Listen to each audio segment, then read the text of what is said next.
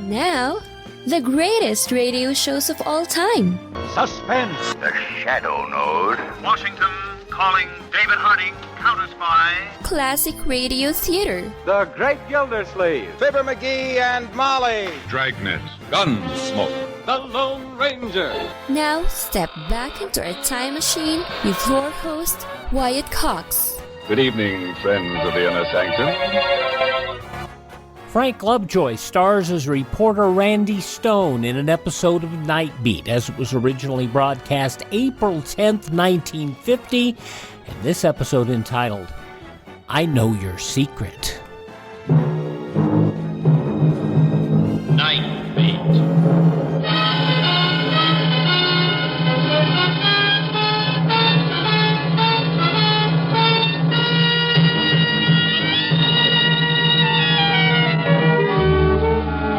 Hi, this is Randy Stone. I cover the Nightbeat for the Chicago Star. Stories start in many different ways. This one started with a secret that ended with the river.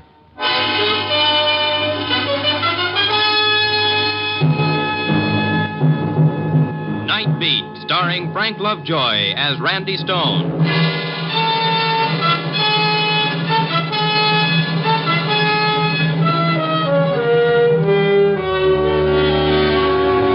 To most people, nightlife in Chicago means slumming in the honky-tonks, a fast tour of the taverns, or a ringside table at the Chez Paris. To me, it's more than that. Nightlife is made up of the stories that happen in the lives of ordinary people that wouldn't happen in the light of day, and I've got headlines to prove it. It's the time when darkness can hide the ugliness of dirt and misery, or the gloom can make it worse. Those same shadows that are a big help to Cupid can be a cover for crime. And some little thing that today caused fear, tonight can build into despair. This was a night for driving, cool and clear with a suggestion of spring. It was dusk when I started what I intended to be a short drive, but it was late when I turned back to town. I hadn't spotted a story and none had caught up with me. At Oak Street Beach, where Lakeshore Drive turns and Michigan Avenue begins, I quit kidding myself that I could find the story on wheels and headed for the paper to park my car. I was just approaching the bridge when I saw the girl, standing on the rail, her arms held rigid at the sides. I jammed the brakes and stopped within 20 feet of where she stood, and then, as I opened the door, she jumped. Hey! I ran to the rail and vaulted over into the icy river. The girl was nowhere in sight. Hello! And then she came up so close that her shoulder brushed against me. I grabbed her and started for the bank. Let me alone. Let me alone. Look, lady, let's get out of the water. Let me alone, please. Please let me alone. You know what they teach in life-saving? If the victim resists, I don't want it to get rougher. Come on. No. A little farther. A little more. There. Now climb up. No. Climb up. There, that's better. Why did you do it? Why did you do it? They know. They know what? What are you talking about? They know my secret. They know my secret. You can tell me about it in the car. Looks like I'm going your way. We stumbled up the bank and onto the bridge. People were starting to gather at the rail. I put the girl in the front seat of my car, and I pulled away fast. I hate a curious man. The girl huddled over against the door, shivering. She didn't make a sound until we crossed the bridge. And she began to cry.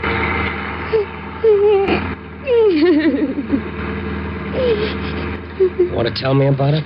All right, you've been a hero. Why don't you let me alone? Look, I'm only trying to make it easier for you. Strangely enough, when you try to take your own life, it becomes a matter for the police. Oh, no. Does that frighten you? I don't want to see the police. And they want to see you? Why don't you mind your own business and leave me alone? I want to help you. No one can help me. No one. Nothing's ever that bad. Just seems like it.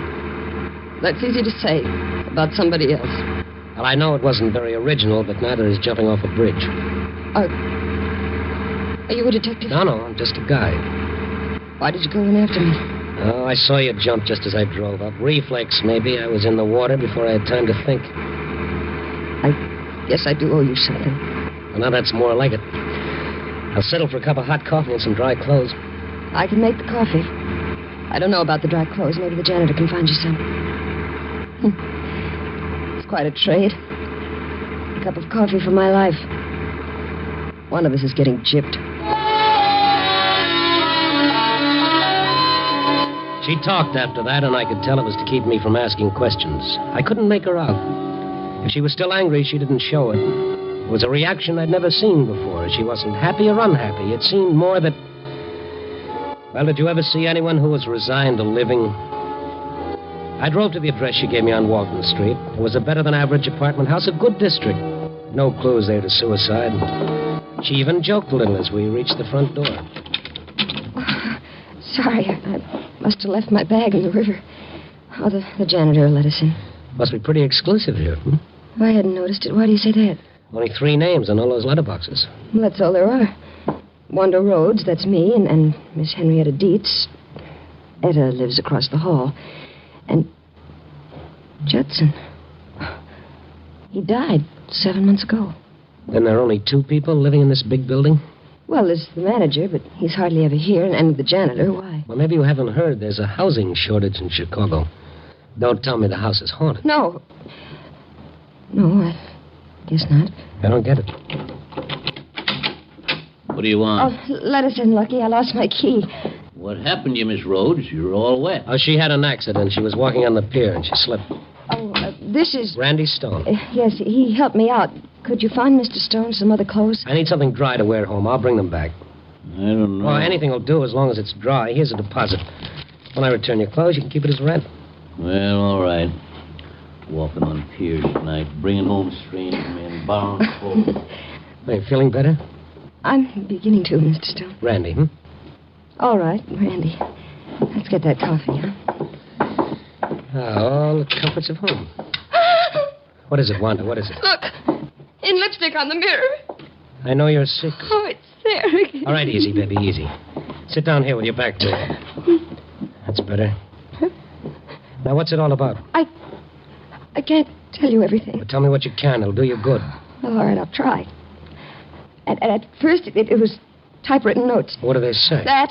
I know your secret? Yes. Go on. The first one was yesterday. No, the day before. It was slipped under the door. Wasn't signed, of course. Oh, no, none of them were. How many notes have you had? I don't know. They were everywhere under the door in my mailbox. I even found one in the laundry. Say anything about it to anyone? Oh, no. Not till you. Oh, you don't understand. Yeah, I think I understand. Who else knows about this secret? No one. No one here in Chicago. What else happened other than the notes? There were the sounds. But I can't be sure about that. What sounds? I may have imagined it. The notes got on my nerves, I guess. I began to hear things, boards creaking, footsteps. I'd hear something outside in the hall. When I'd open the door, there'd be nothing there. Imagination can do strange things. I tried going out to get it off my mind, but that made it worse. I dreaded coming home. I knew what I'd find. You let those notes drive you? Then there was the phone. There was no mistake about that. That began late this afternoon.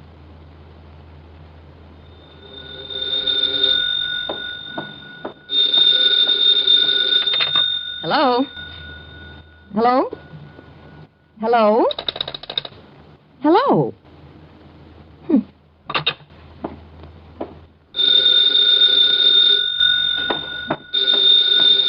Hello? Hello?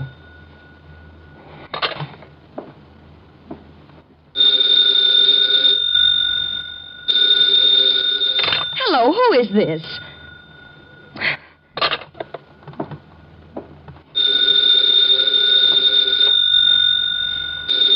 Oh, ring. Go ahead. Ring your head off. Hello. Hello. Oh. Look, what are you trying to do? I'll fix you. I'll leave the receiver off the hook. There. That'll settle that. All the crazy things. Well, ring. Go ahead. See if you can ring now. Oh. Hello. This is the service operator. Is your receiver off the hook? Well, yes. Are you using this line? Well, no, but you see... Then I must ask you to hang up your receiver. Operator, let me explain. My phone keeps ringing. When I answer, there's no one there. There is a party waiting for your line. What? Is it a man or a woman? I'm sorry, we cannot give out that information. Will you please replace your receiver and see if your number can be dialed? Oh, all right. Hello? Hello? Oh.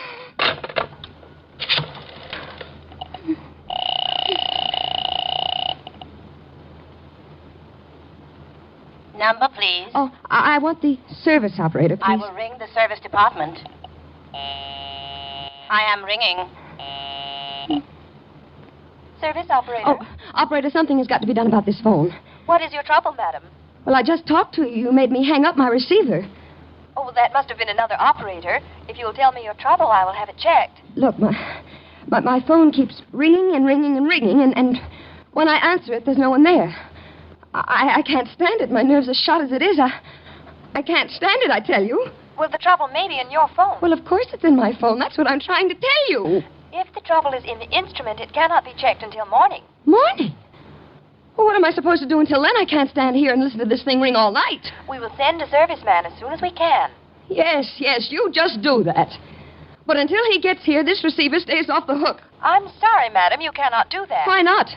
Just see if you can stop me. I'm sorry, madam, you cannot do that. Who does she think she is? Oh, hello. This is the service operator. What do you want now? Is your receiver off the hook? Yes, my receiver is off the hook. You know it is. I told you I was going to leave my receiver off, and that's what I'm going to do. I'm sorry, you cannot do that. Can I? Well, who's going to stop me, I'd like to know. Your number is on a 4-party line. When your receiver is up, it stops the service on all the lines. I must insist that you replace your receiver. And what will you do if I don't? It's my duty to see that the lines are open. I will have to keep ringing until you do. Oh! Hello! Hello!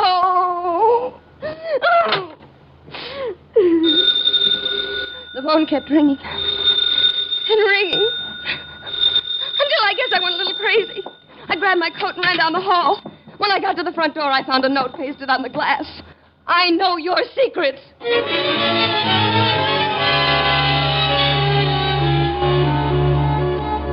I don't know just what happened after that. I remember running and that cold water.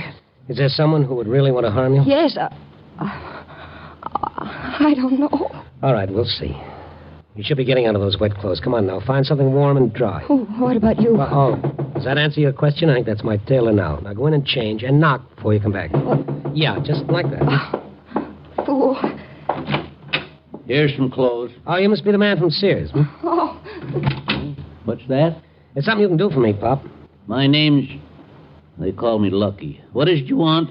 I want the names and present addresses of some of the tenants who used to live here. What do you want that for? I want to ask them why they moved from here. Well, what business is it of yours? It's none. Just curious. That ain't in my department. Uh-huh. Will this help you find that information? Sure easy with your money, ain't you? But put it away. It won't do you no good. First place, I don't know where they moved. Second place, I can tell you why. I go myself and I had any place to move. Well, why did they move? Because this is a crazy house, that's why. People walking around all hours, peeping and prying. Mm-hmm. You wouldn't be meaning that for me, would you? No, for you. Wandering all over they was. Top floor, this floor, even in the basement. I saw them a-looking and a-searching. Searching for what? I ain't a-saying. Tell me what you mean, Pop. Lucky. You can tell me about it. There ain't nothing more I'm going to say excepting this. Just heed, mister, you don't get in somewhere you can't get out of alive.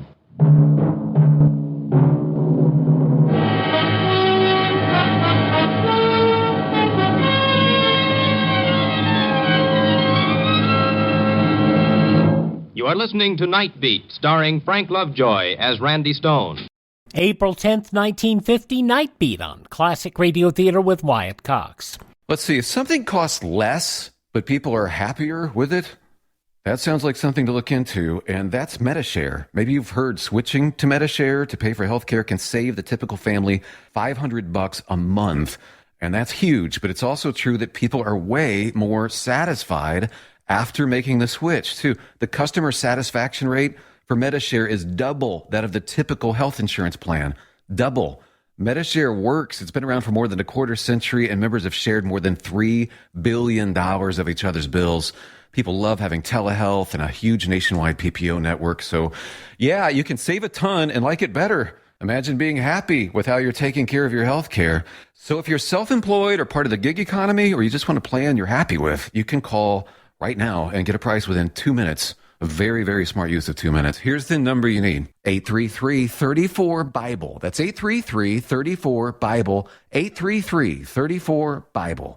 Hi, this is Kyle Horvath with the White Pine County Tourism and Recreation Board. If you want to get away from the big cities and get back to nature this summer, give us a call at 775-289-3720 or visit us online at elinevada.net. There's so much to do and see I can't mention it in 30 seconds, but check out our website and you'll see what Nevada is really all about. elinevada.net or follow us on Facebook or Instagram. Give us a call at 775-289-3720 or visit us online at elinevada.net. You're listening to Classic Radio Theater with Wyatt Cox. Now more of Nightbeat, starring Frank Lovejoy, April 10th, 1950.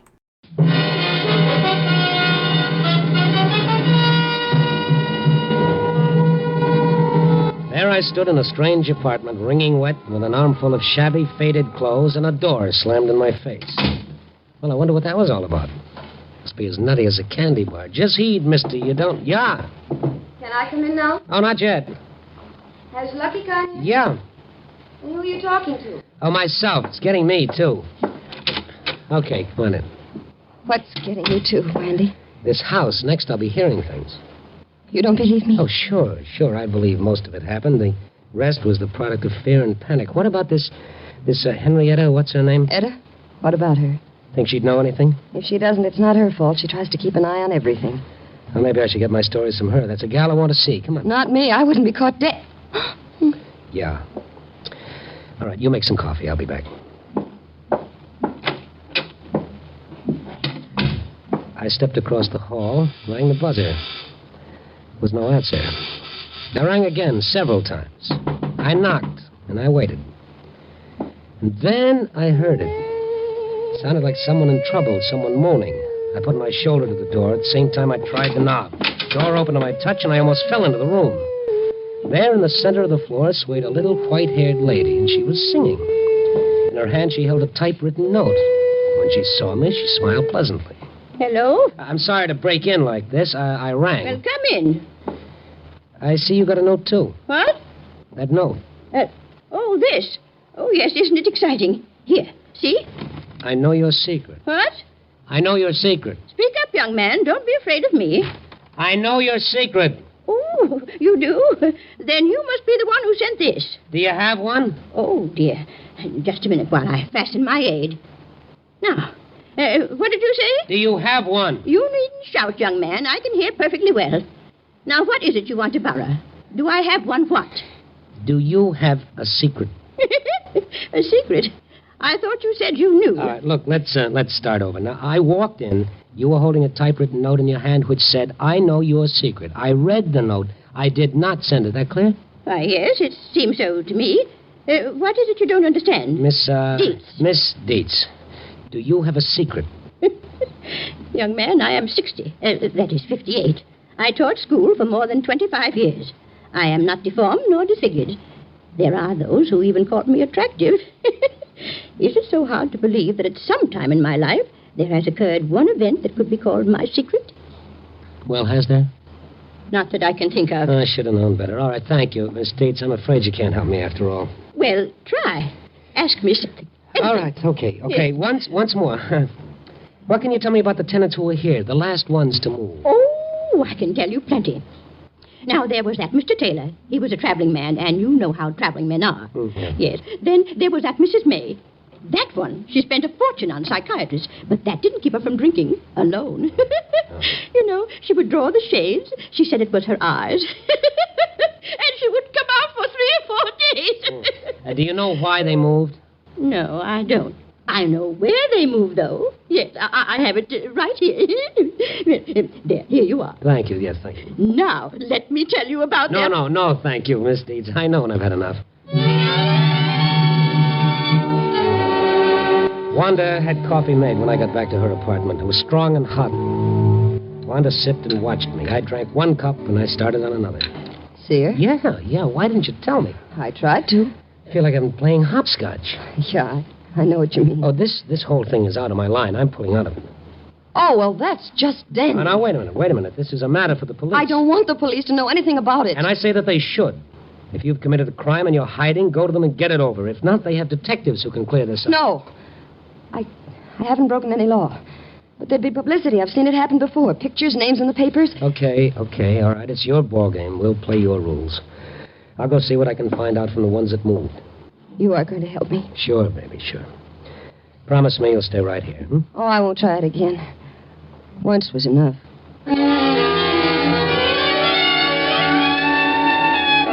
I started with the nearest ex-tenant, Mr. Taylor. He answered my second ring. He was wearing pajamas and street shoes. His body was moving, but his mind wasn't. Yeah, what do you want? Mr. Taylor? Yeah, I'm Taylor. May I come in? Oh, sure, come in. Oh, what do you want? I want to ask you about the Walton Apartments. Walton? Who are you? Why did you leave the Walton Apartments, Mr. Taylor? What are you getting at? Did you receive threatening notes? Yeah, typewritten. What do you know about them? Was that why you left? Because someone knew too much? Take off, mister. I'm not buying. Were there phone calls, too? Calls when no one answered? You don't know when to quit, do you? First notes, then phone calls, now in person.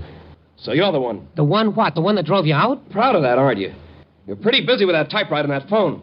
Now I'll take my turn. Wait a minute. You got that wrong. Oh, you're the one that got it wrong, mister. I shouldn't have moved in the first place. I didn't write those notes. Yeah, I suppose somebody sent you. Well, I don't care which way it is. I got a message you can return. Now, listen to me. I listened long enough. I listened to that telephone, remember? I did not do... You want to back out. From April 10th, 1950, Frank Lovejoy as Randy Stone in Nightbeat on Classic Radio Theater with Wyatt Cox. We'll have the conclusion of that program, but first, some very important words from your favorite radio station. Thanks for making us part of your day. Are you suffering with arthritis or osteoporosis? Do you have diabetes? Did you know that these are just two of the hundreds of diseases that have seen improvement with Dr. Wallach's incredible longevity products? You can't get them at a health food store. The only way to get them is to call us at 800-214-0065. That's 800-214-0065. Do you have heart disease, fibromyalgia, or high blood pressure? Do you have a terrible time losing weight? Dr. Wallach can help. He was a veterinarian and cured diseases in animals. He felt that he could do the same for humans, so he became a physician. Over 50 years of research and helping people like you goes into every bottle of Dr. Wallach's amazing discoveries. Do you want to feel better? Learn how to treat the cause of your problem rather than covering up the symptoms with drugs. Call 800-214-0065. That's 800-214-0065. Are you in bad pain? You know what I mean. Your knees hurt. Your shoulder hurts. Your elbow and back are constantly killing you. And I'm sure you've tried every pain pill or cream available at the drugstore. Am I right? Well, here's something you haven't tried. Pain Magic. Pain Magic is not available at any drugstore. The only place you can get it is by calling the special toll-free number I'm about to give you. And to make things even better, call right now and find out about our buy one, get one free offer. We're so confident it'll work for you that we offer a free bottle with your purchase. No prescription required. Call now to learn how you can get Pain Magic and get rid of your pain. Remember, your results may vary. 800-492-8164. 800-492-8164. 800-492-8164. That's 800-492-8164.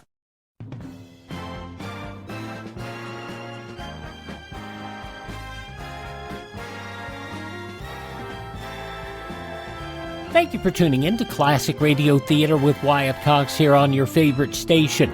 Now the conclusion of Nightbeat starring Frank Lovejoy, April 10th, 1950. Should have thought of that before you rang my bell in the middle of the night. I'm trying to help. Help? Oh, that's a new one. I don't know what you want, but this is what you're going to get. Will you let me explain? Sure, come back any time. We'll talk about secrets. For a traveling man, Taylor had a good right. I don't know what he sold, but it must have been heavy, for his arm was in good condition. When I came to, I was lying in the hall in front of his door like a watchdog. I was convinced that Taylor was not interested in my explanations, so I went to see Mrs. May. I knocked several times at her door before it opened a little way. She looked at me and started to close the door again. I stopped her with my foot. She was in cream and curlers. I could have chinned myself on her breath. What do you want? I want to talk to you about the Walton Apartments.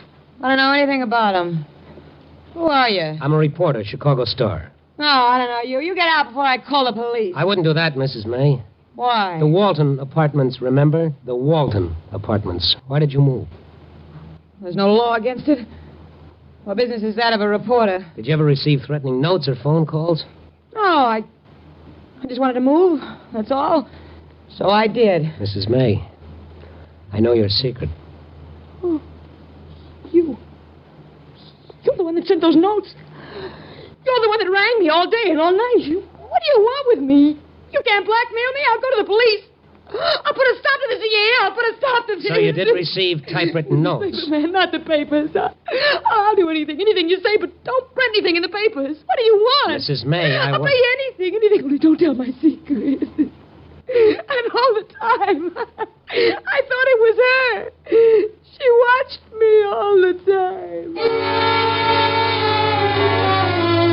I was ashamed of what I'd done, but it was the quickest way, and there wasn't much time. I apologized for the ruse and the shock it had given her.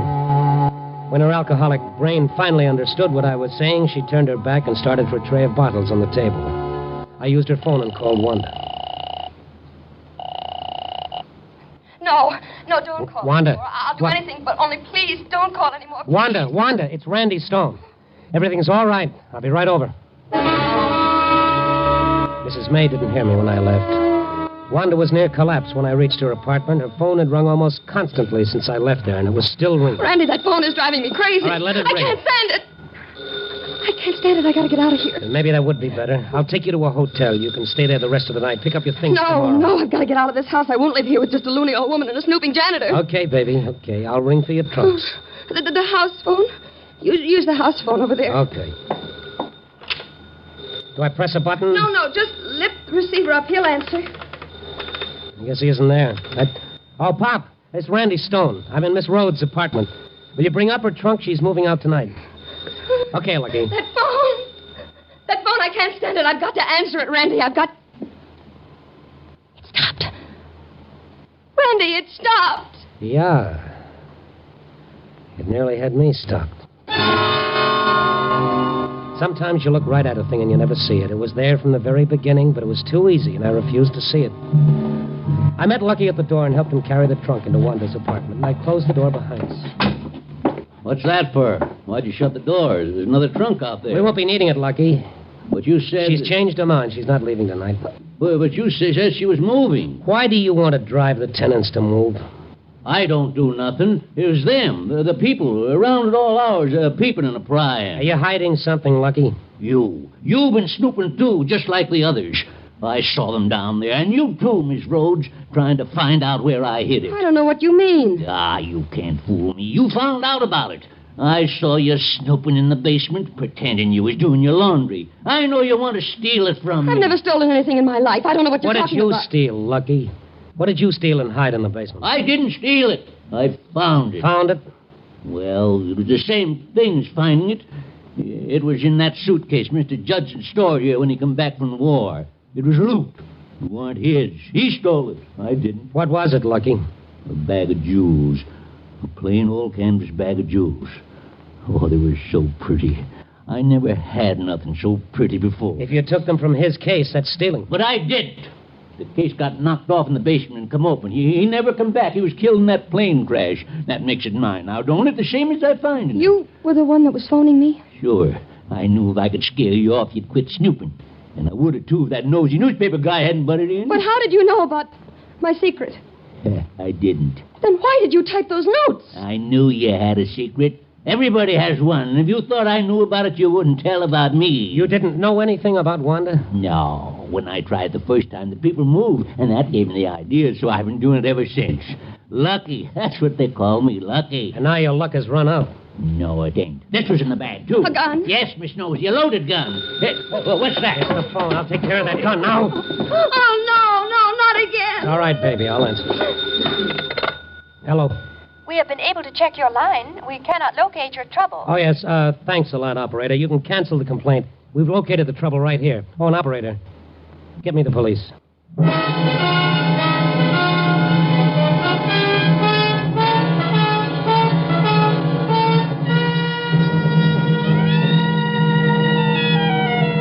Well, there it is. The story of what can happen when guilt starts eating a man's insides.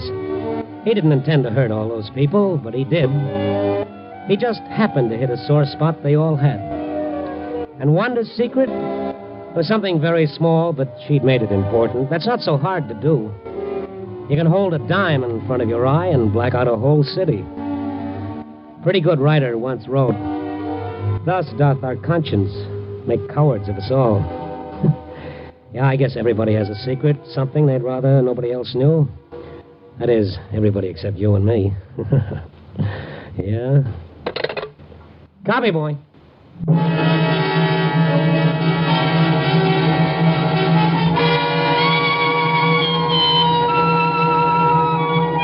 Nightbeat, a new dramatic series, stars Frank Lovejoy as Randy Stone. Tonight's script was written by Joel Hunt. Nightbeat is edited by Larry Marcus and directed by Warren Lewis. Music is by Frank Worth. The part of Wanda was played by Joan Banks. Others in tonight's cast were Jeff Corey, Martha Wentworth, Betty Lou Gerson, Colleen Collins, and Will Wright. Frank Lovejoy will next be seen in Milton Sperling's production, Rock Bottom, released by Warner Brothers.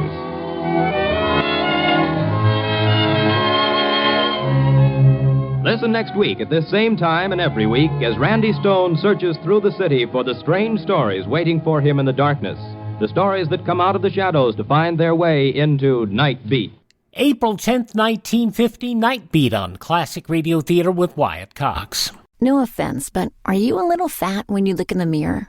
How would you like to learn the secrets to lose 3 to 5 pounds a week easily without joining the gym or going through any crazy diets? It's called Body Sculpt by Med Diet. For the last 2 decades, we've been helping people just like you that have pounds they want to shed. We've helped millions of people lose thousands and thousands of pounds over the years. And now it's your turn. Learn the secrets of how to lose weight with one simple phone call. You'll see an amazing difference in a matter of days. Don't believe us? We'll offer you a money-back guarantee. If you're ready to start losing weight right now, call right now to learn more about your risk-free order to Body Sculpt. Call for your risk-free offer. 800-738-5332. 800-738-5332. 800-738-5332. That's 800-738-5332. It's a big, bold story set in the heartland of America, along the edge of Lonely Mountain. I am open for business. And so Big William Gorgon, played by handsome Michael James, fiercely set down his Midwest roots. Oh, darling, we're going to sell bathrobes and raise chickens. Set his adoring wife, Wilhelmina, portrayed by beautiful Glenda Olsen. Oh, I love our store, Will. But they hadn't counted on Big Ralph's bathrobes and cattle store coming to town. Oh, Will, what will we do, Will? Will had a plan, a way of facing off against tough Big Ralph. We're going to change the face of America. We're going to advertise. For what? With print, broadcasting, and bus benches, we're going to tell people who we are and where we are. What's a bus? And so the story of how one man brought advertising to the heartland. Oh, will it work? It will. Well, my name ain't Will, Wilhelmina. You got to advertise or we'll die. And so the greatest marketing story of all time is here. Advertise or die, dopey. Put your message on this national advertising platform. Email classicradiotheater@gmail.com. classicradiotheater@gmail.com. Classic Radio Theater with Wyatt Cox, now Blackstone the Magic Detective, April 10th, 1949.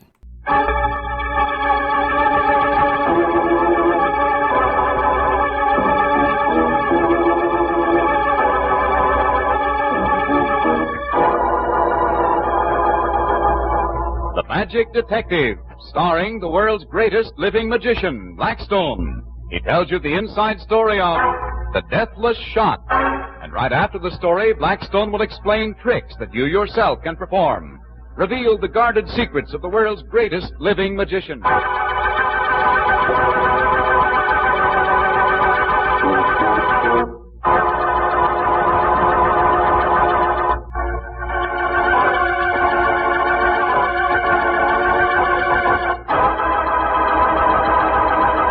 Now stand by for Blackstone, the Magic Detective.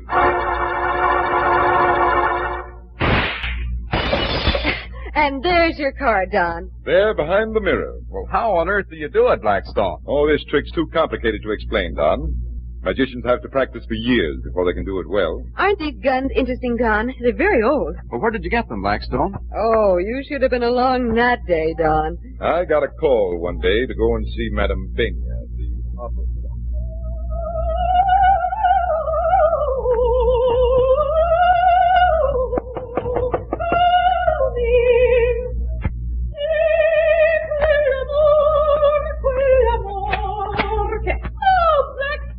Ah, Madame Benya. It's good to see you again. And it's good to see you, my dear Blackstone. Sit down, sit down. Yeah, thank you. Oh, I wanted to see you ever since I heard you were in town. Professionally, I mean. Oh, what seems to be the trouble, madam? Do you want me to produce a rabbit out of a hat? No rabbits this time, Blackstone. A necklace. You've lost a necklace? Yes. Perhaps you remember it. I used to wear it all the time. Rubies and pearls set in old gold. Of course I remember it. It was almost as much a part of you as your voice. Don't tell me it's been stolen. Yes, 2 months ago. But, my dear lady, surely you must have done something about it before this. It was insured, and the insurance company has been doing everything they can. But they've found practically nothing. Have you any clues? Yes, one. Have you ever heard of an old curio dealer named Felix Vonderman? Yes, I have. He dabbles in magic a bit, I believe. That's the one. What makes you suspect him?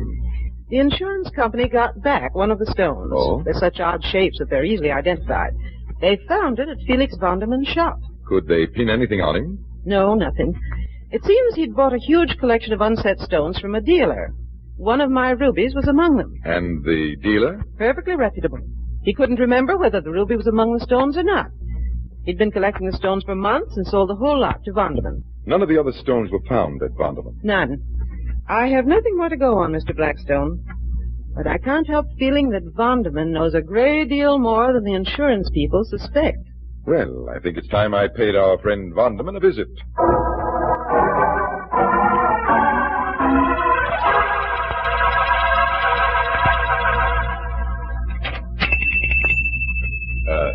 Mr. Vonderman? He's out. Something I can do? I just wanted to prowl around through the shop, if I may. Go ahead. I'll be in the back room if you need me. Thank you. Well, we are in luck, Rhoda. The old boy's out. I don't get it. If Vonderman really stole the necklace and took the stones out of their settings, you don't think he'd be fool enough to leave them lying around this joint, do you? Sometimes things are best hidden if their hiding place is obvious. Well, maybe you're right. Let's get going. There's no telling when our little pal might come back, and he might not like to find us prowling around. Hey, how am I supposed to know if I find the jewels? I can't tell the real thing from a fake for the life of me. Here, take this. Well, what do I need a flashlight for? It's broad daylight. It's an ultraviolet flashlight, Rhoda. Turn it on every jewel or pseudo-jewel you see. If the stones glow, the stones are real. Oh, golly, that's wonderful. Well, here goes. There are loads of stones in this drawer, Blackstone. We'll flash the light on them. I'll be looking over here in this counter. We'll just have to search until Vonderman comes back, or we find stones. If they're here. That's right, if they're here.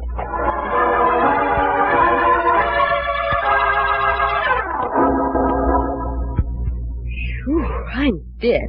We've gone through practically every nook and cranny in the place, and not a trace of anything but junk. Help me with this tray of stones. They're mostly rubies and pearls, and those are the stones that Madame Benya had in the necklace. Okay. Hey, Blackstone, look. That ruby is glowing as though it were on fire. And here's another, and another. Put them in your pocket, Rhoda. I hear something. Shut the drawer. I don't hear anything. Listen, footsteps. They sound as though they were coming here. Move away from this tray. Come over here and look at this suit of armor. Good evening, Mr. Blackstone. I beg your pardon. I don't believe I know you. We've never met officially, Mr. Blackstone, but I've had the privilege of watching your performance many times. I am Felix Vonderman. Oh, how do you do? Miss Brent and I were looking at some of your stock. You have some very interesting things here, Mr. Vonderman. Have you seen the things in the back room? No, we haven't. Oh, but you must. I have some old magic apparatus that you'd find very interesting, I'm sure. I'm afraid it'll have to wait till some other time. We were just leaving. Oh, come, I insist. Rhoda, I'll stay and see Mr. Vonderman's exhibit. You run back to the hotel, tell our friends that I may be a few minutes late. Oh, I should be very much disappointed if Miss Brent did not see the exhibit also. Come this way, please. There. A veritable magic museum, is it not?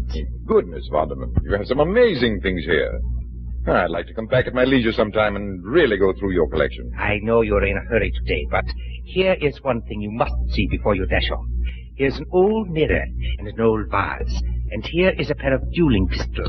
Very old. You have to load them through the muzzle. Yes. Well, what's the trick, Mr. Vonderman? I take one of these pistols and shoot it at the mirror. You will previously have chosen a card. When the mirror breaks, the card will be found in the shards of broken glass. It's amazing. Would you like to try it, Blackstone? Well, I'm afraid I haven't the time. Come now, Mr. Blackstone. It'll only take a minute. If you load the gun, I'm an old man and my eyes aren't what they used to be. Very well. But we'll have to hurry. Here is the powder. You pour that in first. Yes. And now a wad of paper. And a bullet. I'll ram it down hard. Now, more paper. There. Here's the first gun, Vonderman. You hold it while I load the second. So that's how they used to load guns. Yes, Rhoda. Now, here's the second gun, Vonderman. Thank you. Now I will show you the trick. Raise your hands to the steel. Well, is this part of the trick? Yes, Miss Brent. The best part is when you hand over the rubies you have in your pocket. So, what are you talking about? I noticed that 3 of the rubies were gone from that tray when I came in. I also noticed that you have been keeping your hand over that pocket in your jacket. You're crazy. Oh, no, I'm not. The rubies, please. Give them to him, Rhoda. But Blackstone... Give them to him. Okay, here you are. But you wouldn't get these if you didn't have those blunderbusses pointed at us. Thank you. And now I'm very sorry that I'm forced to kill you both. You can't. You wouldn't dare. There are people on the street outside. They'd hear the shot. But that can't be helped. You can hardly leave this place alive, knowing what you know. It's no use, Vonderman. You can't shoot us. But the guns. You loaded them yourself. I saw you. It's no use, Vonderman. You cannot escape. Gunpowder cannot compete with magic.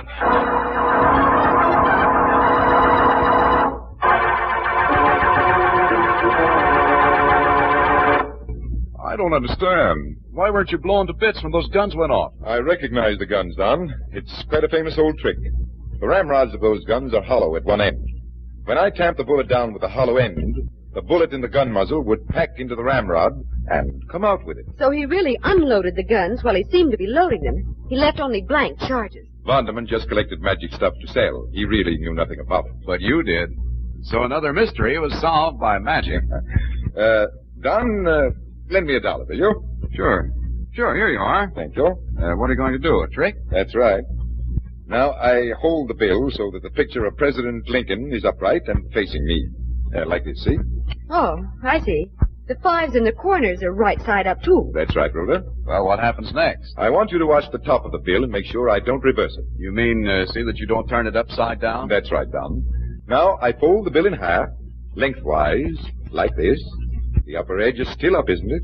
I think so. I'll open the bill again to prove it. Upper edge up. See? I see. Go on. Now, I fold the bill in half away from me. Only this time I fold it in half lengthwise, like this. But that fold should come in the middle of Lincoln's face, shouldn't it, Blackstone? That's right. And then I fold it in half again, the same way. That's 3 folds I've made, and the top of the bill is still up, isn't it? Yes. Looks that way to me. What are you going to do now? Now I'm going to unfold the bill, and you'll see that Lincoln's head is still facing me. But it will be upside down. Oh, that's impossible. Is it, Rhoda? Look. What? See Lincoln's face, Don? It's upside down, just as you said it would be. It just can't be done. But it has been done, Rhoda. And I'll be back in a minute to tell you how. You try while I'm gone and see if you can work.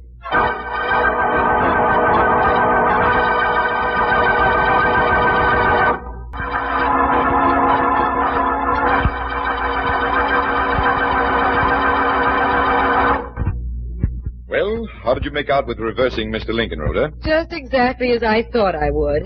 It's not possible to turn him over without turning him over. But you just saw me do it. Oh, show me, Blackstone, please. All right. Here we are. Lincoln, right side up. I fold the bill in half, lengthwise. Bring the lower edge up to the top edge, don't I? That's right. Now I fold it in half, taking care to fold it away from me.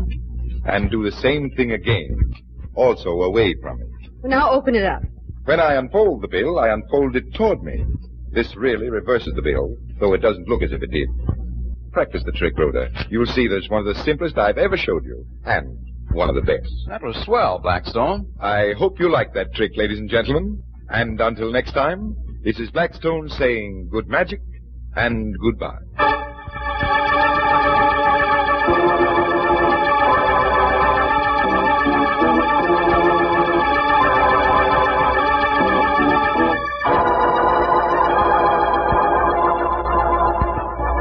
Be with us next time when the world's greatest living magician, Blackstone, tells us the story of the riddle of the other 8 balls and explains more tricks that you yourself can perform. Listen in again to Blackstone, the world's greatest living magician.